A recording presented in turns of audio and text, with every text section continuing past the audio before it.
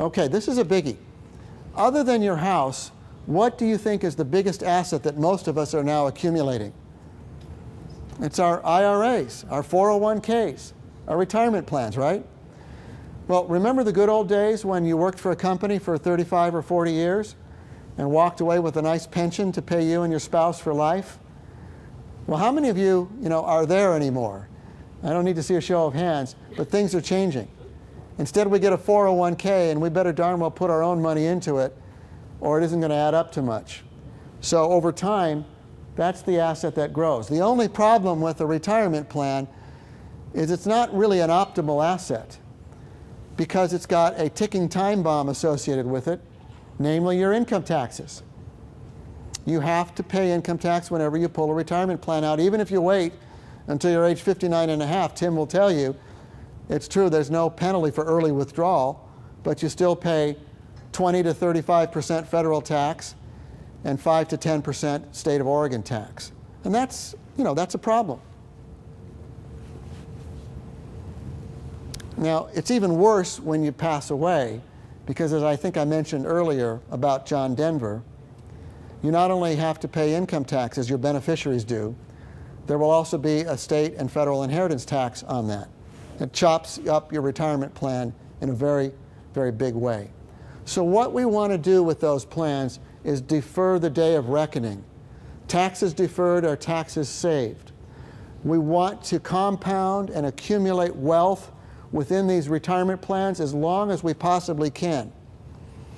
And we can do that through something called a stretch out. A few years ago, Congress enacted legislation saying your beneficiaries don't have to pull it out all at once. When the children inherit the IRA, they can do something akin to a rollover. They can stretch it out and take it out over their life expectancy. So if, for example, you pass away when you're age 80 and your child is age 50 at that time, they might have a life expectancy of about 30 years.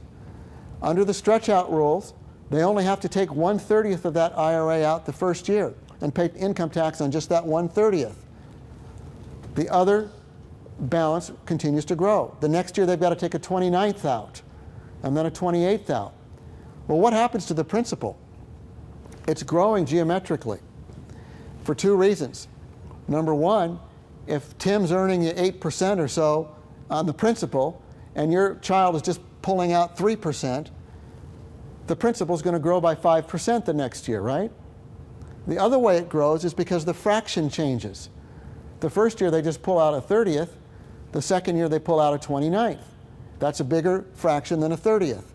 So each year your children are getting a pay raise basically, and this IRA is just mushrooming, compounding out over decades. You can't do that with a 403B.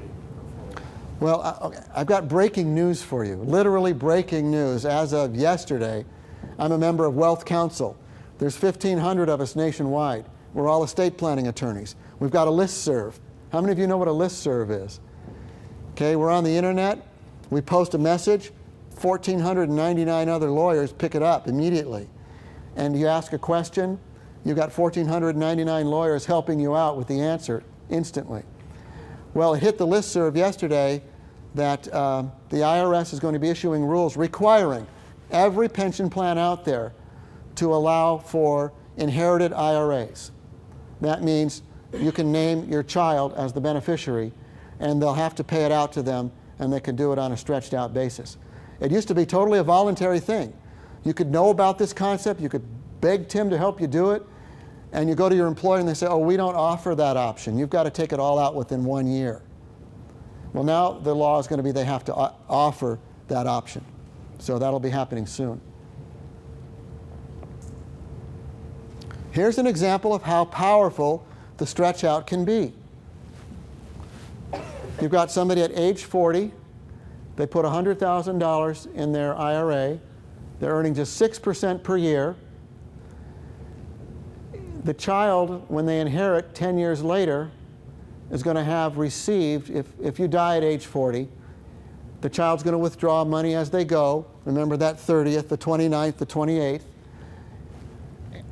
And they're also going to have principal that's accumulated. So they will have received distributions and accumulated principal totaling $170,000.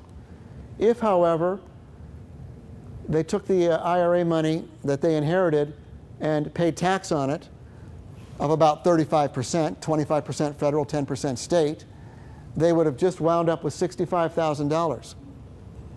Now, a family that I know very well had 4 children, and the father left an IRA to those 4 children. 2 of those children were accountants. 1 was a lawyer and 1 was an engineer. These are professional people. 3 out of those 4 children cashed in the IRAs. Home improvements, SUV, nice family vacation.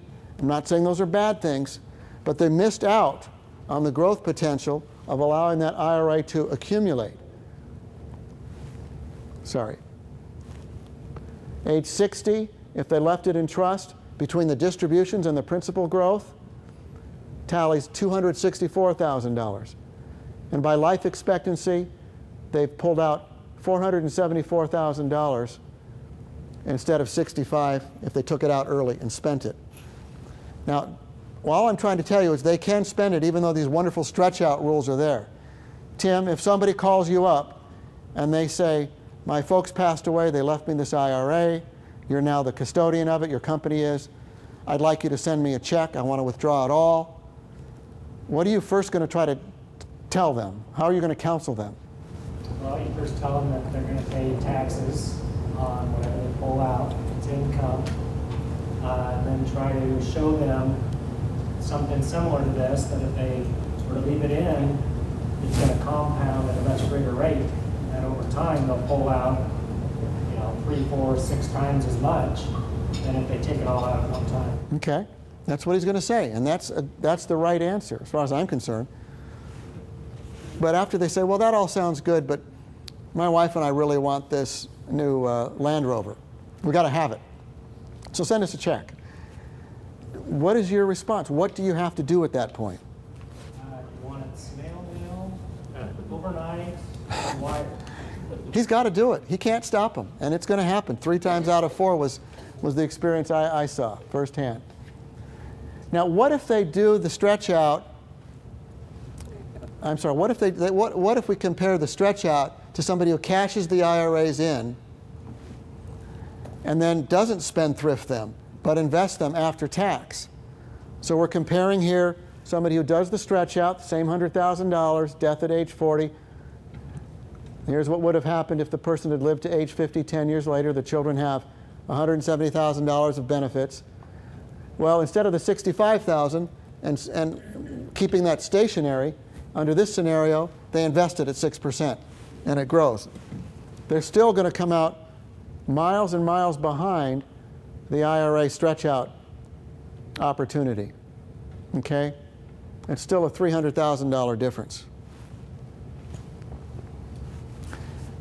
How do we keep our children from cracking into the IRA and depriving themselves of that benefit? And how do we offer them the asset protection we talked about earlier from divorcing spouses, spendthrifting, and creditors? Well, about 2 years ago, the IRS endorsed something called the IRA Inheritance Trust. And that's simply a revocable trust that lies dormant. We would set it up now, but it lies dormant as the future beneficiary of your IRA. You would call Tim up and say, I need to do a change of beneficiary. My primary beneficiary is going to be my spouse. You're still going to leave it to the surviving spouse, typically. Not always, but typically. Because that way you get to roll it over and defer tax. And then when the surviving spouse goes, the beneficiary designation will say secondary, the IRA Inheritance Trust. Now, when your child calls up Tim and says, I want my money, Tim's going to look at the beneficiary designation and say, oh, well, let's see. Oh, your parents have designated a trust to receive those funds. So my company's obligated legally to send the money to the trustee, which once again could be a trusted friend or relative or a professional. And your child's going to say, but I want a check. And Tim and the trustee are going to say, well, that's fine. Let's look at the terms of the trust. And the terms of the trust will usually say something like what we've already talked about. the income from the trust, the 30th, the 29th, the 28th.